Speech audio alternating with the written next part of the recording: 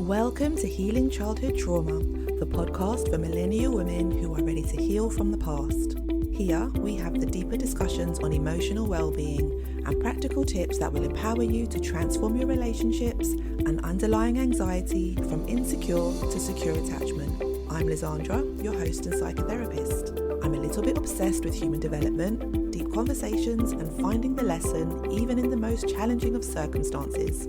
I'm very happy to have you with me on this journey of self-discovery where we unpack the past and heal in the present. Hello, my lovely. I'm jumping straight in today because here is something that I've noticed recently.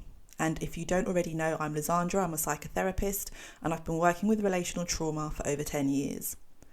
And something I've seen a lot recently is that women are being pathologized into being told that they have an anxious attachment. And it's not that you always have an anxious attachment. Sometimes it's that you don't feel safe. And that's different. There are these labels that get thrown about that there is something wrong with you, that you are broken, that you need to change something about yourself, that you need to continue on this process of healing and nervous system regulation, learning how to communicate better, learning how to communicate more effectively, and essentially showing up more in your relationships than you already are.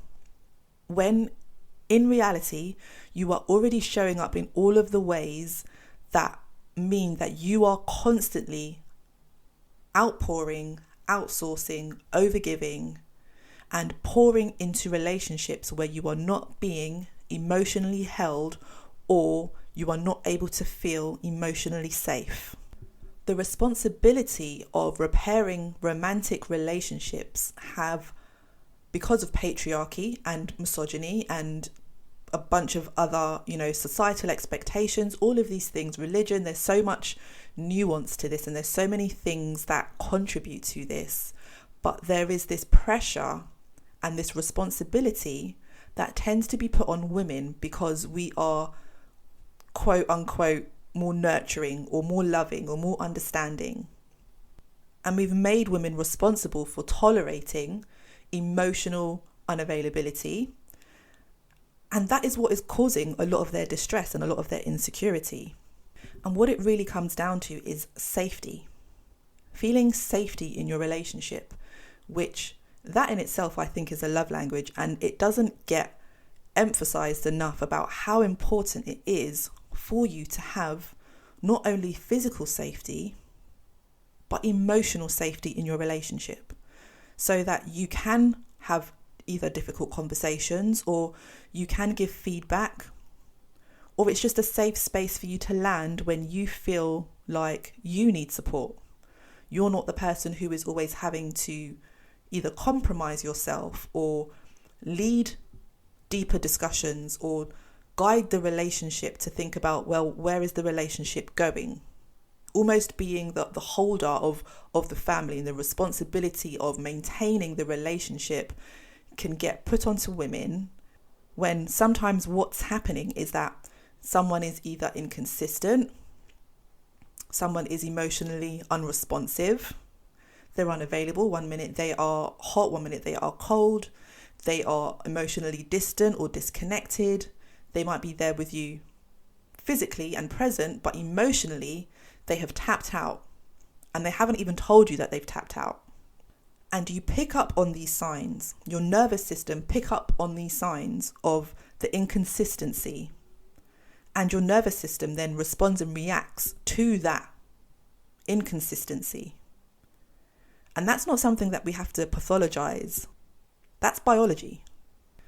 Now, I'm not saying that attachment patterns do not exist and women do not have anxious attachment traits, because it goes more deeper than that. So I don't want you to take anything I say as very black and white. Everything that I talk about on this podcast has context and it has nuance. But how I'm referring to it in this case is that a lot of the time when we have early relational attachment wounds, it wires us to certain sensitivities.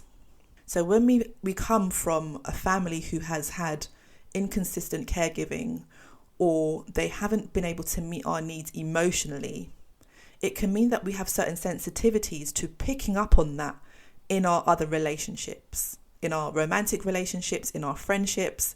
even being able to name some of that in work patterns and work relationships as well.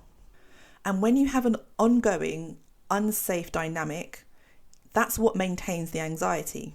That's what maintains anxious attachment patterning. Because your secure attachment or having a secure attachment, it's not about suppressing what your needs are. Secure attachment is really about having and being in environments where your needs don't feel dangerous. It's about being in relationships and in spaces where you feel safe, seen, supported, and heard. And the original place that comes from is having a childhood which mostly consisted of that.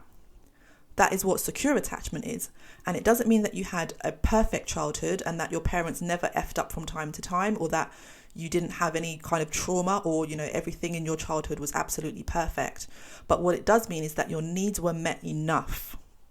Your nervous system was regulated enough so that you have a strong sense of self. When you haven't had that experience, the sensitivities that you have mean that you are more likely to really, really feel when someone is emotionally detaching from you. And those wounds then trigger the anxious response. And so sometimes it's not about you need to learn how to communicate better. Maybe you're communicating enough. Maybe you're over communicating. Because that's what can happen in those kind of attachment dynamics. Where it feels like you're not being seen and heard, you start to over-explain. You start to need more reassurance. You start to plan what you're going to say in advance, because that feeling of safety is not there. Your attachment healing might not be happening in your relationship because it might not be a safe relationship. It might not be a safe environment for you. And that's a decision that perhaps you have to make about what you are willing to tolerate and what you are willing to let go of. And I feel like this is being very direct and very straight to the point.